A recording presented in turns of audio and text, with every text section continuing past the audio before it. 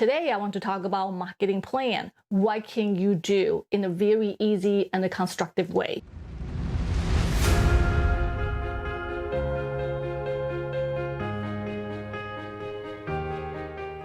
Hey, Pam Dinner here. I'm a B2B marketing consultant, speaker, and author of 3 books. I struggled with a marketing plan when I started, and over a period of time, I learned and developed step-by-step process that you can follow to develop a solid marketing plan. That's what I want to talk about today. So let's get started. 7 key elements of a marketing plan. The number 1, what do you want to accomplish as a part of your marketing plan? A 2-pager that you need to align and also rally everybody. And also, if you are present this to the management, these are the 2-pager will guide them. Kind of like executive summary. Does that make sense? It's basically something that you can share with them before you get started and dive into a detail. And what is the business goal? What is the business objective? Once you have these 2, you need to align that to the marketing objective and also the marketing strategy, right? Chances are there are many goals, there are many objectives. Well, if that's the case, you might have a multiple marketing objectives and marketing strategies. That's totally fine. But right here is basically one slide to show your management how the company's goals and objectives align with your marketing objectives and the strategies. And I want to share with you a quick example right here, right? Business goals tend to be revenue, segment share, or even a percentage of growth. Whatever you want to do as the business goal, write that down, and also a specific objectives. Why does your product or services exist? What is that high level overarching vision that you want to help your customers? So here is one example of a business objective.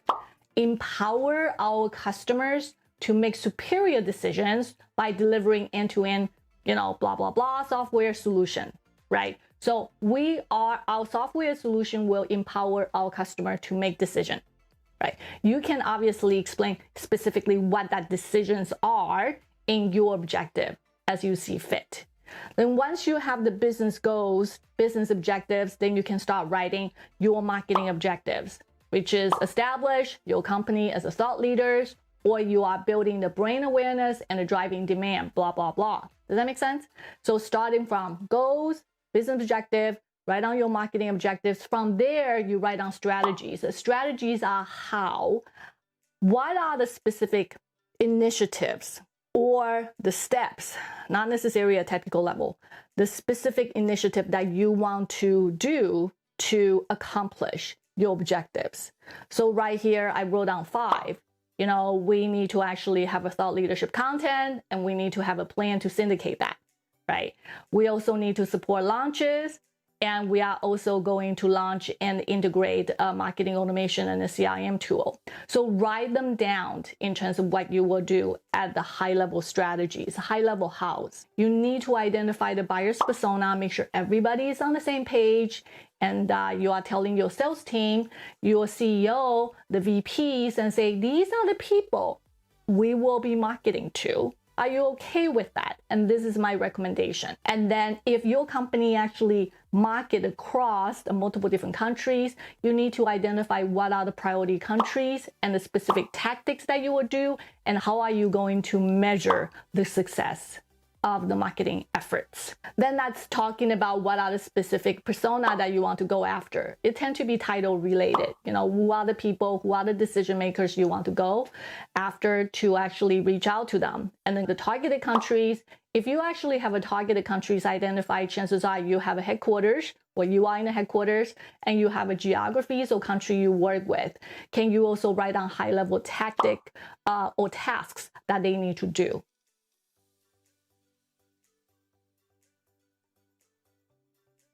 And then lastly is a KPI. How are you going to measure your success?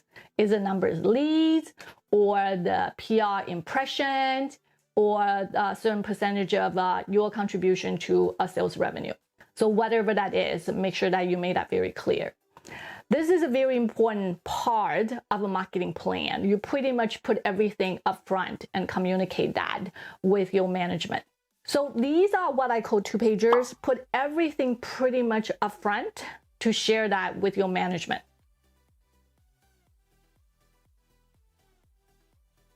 Number 2 is to whom do you market, right? Who are your buyer's persona? If you're on the B2B side, many companies already have a buyer's persona. They personified the buyers and give this person or segment of a customers a specific name. And they actually understand what they do and how they make their purchase, right? So you actually created, say, a specific persona, a specific summary, and share that with your management and basically say, hey, these are the people, we understand them well, and these are the people that we want to market to them. Talk about their goals, their challenges, and help your management understand how the goals and challenges will help you and guide your marketing plan or your editorial plans or the content that you're going to create. How many personas that you should include into your marketing plan? That has a lot to do with your budget. How much budget do you have? Many of us have a finite budget and the resources, right? We cannot market to everybody. We just can't. We don't have that kind of money to market to everybody. So you need to be very, very specific. And in general, I would say about 2 to 3 personas. And that's the most you can do in terms of the marketing budget that people do have. But if you want to market more or your management has a specific requests or focus in terms of what persona they want to go after, that's a discussion between you and management. Does that make sense? So the number of the personas has a lot to do with the budget and the resources that you have. Hey, you just finished watching the first 2 elements of making the best marketing plan for 2021. So which step do you think is most helpful? The 2-pager or the buyer's persona? So stick around to watch the part 2 of the series. I will be talking about the step number 3 and the 4. If you find this video helpful, it will be greatly appreciated that you can click like.